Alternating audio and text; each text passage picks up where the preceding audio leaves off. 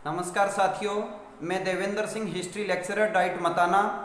देश भर के सभी इतिहास के अध्यापकों, देश भर के सभी इतिहास के विद्यार्थियों के लिए मैं आज एक विशेष संदेश लेकर के आया हूँ। जैसे आप किसी से मिलते हो तो सबसे पहले पूछते हो आपका नाम क्या है। कुछ कहते हैं नाम तो नाम है, नाम में क्या रखा है, पर नाम एक बहुत महत्व की चीज़ है। और जब हम किसी पुस्तक के शीर्षक की बात करते हैं तो वो उस पूरी की पूरी पुस्तक का निचोड़ होता है कि इसकी थीम होती है, अर्थात पूरी की पूरी पुस्तक में क्या है ये आप कोई भी शीर्षक देख करके पहचान सकते हो। तो हमारी कक्षा 6ठी, कक्षा 7वीं और कक्षा 8वीं की पुस्तकों का नाम है हमारे अतीत भाग 1, हमारे अतीत भाग 2, हमारे अतीत भाग 3। तो ये बहुत ही विचार का विषय है कि यही नाम क्यों रखे गए। आप जो बच्चे पढ़ रहे हो, आपके माँ बाप जब पढ़ते थे और हमारे जो टीचर आज पढ़ा रहे हैं, जिस जमाने में वो पढ़ते थे उस जमाने में हमारी पुस्तकों के नाम होते थे प्राचीन भारत, मध्यकालीन भारत और आधुनिक भारत। तो इतिहासकारों ने जब इस पुस्तक का निर्माण किया तब उन्होंने बहुत सोचा कि आखिर इसका नाम क्या हो। ये जो नाम मैंने बताए, प्राचीन, मध्यकालीन और आधुनिक, ये ब्रिटिश इतिहासकारों के द्वारा दिए गए नाम थे और इनके पीछे उन लोगों के कुछ एक खास स्वार्थ थे। तो आज जब हम लोकतंत्र के युग में जी रहे हैं तो देखिए इन नामों का क्या अर्थ है। हमारे अतीत, सोच करके देखो कि नाम में हमारा अतीत नहीं लिखा है, हमारे अतीत लिखा है।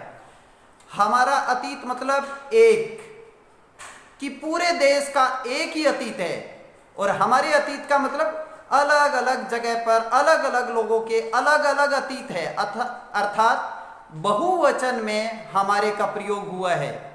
देखिए कैसे कि आज का युग, सबसे पहले ये समझिए, लोकतंत्र का युग है और लोकतंत्र के युग में आप सब जितने भी स्टूडेंट है, टीचर है, पेरेंट्स है, सभी राजा हैं।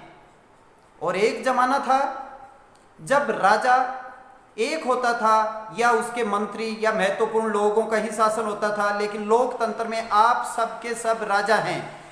तो अब जो भी इतिहास लिखा जाता है वो आपका इतिहास है, क्योंकि युग बदल चुका है और वर्तमान लोकतंत्र के युग में आप राजाओं का इतिहास लिखा गया है।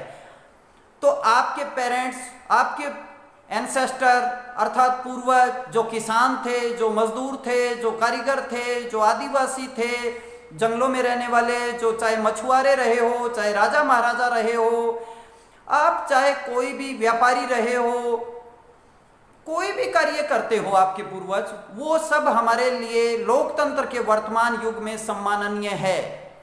इसी तरह से हमारे अलग अलग क्षेत्र में अलग अलग संस्कृतियां भी रिस्पेक्टेबल है, इसलिए इसका नाम हमारे अतीत लिखा गया है।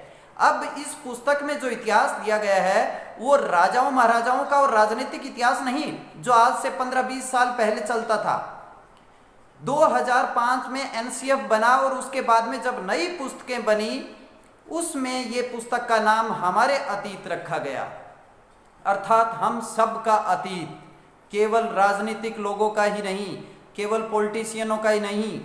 पुराने समय में केवल राजनीतिक इतिहास होता था जिसमें लिखा जाता था राजा का कब जन्म हुआ, कब मृत्यु हुई, कब उसने राज सिंहासन पर वो बैठा, कब कौन सा युद्ध जीता। क्या इतिहास केवल इतना है? आपके पूर्वजों का भी इतिहास है। तो जब भी आप ये पुस्तक पढ़ोगे तो आपको इतिहास एक नए ढंग का नजर आएगा। इतिहास बदलता रहता है।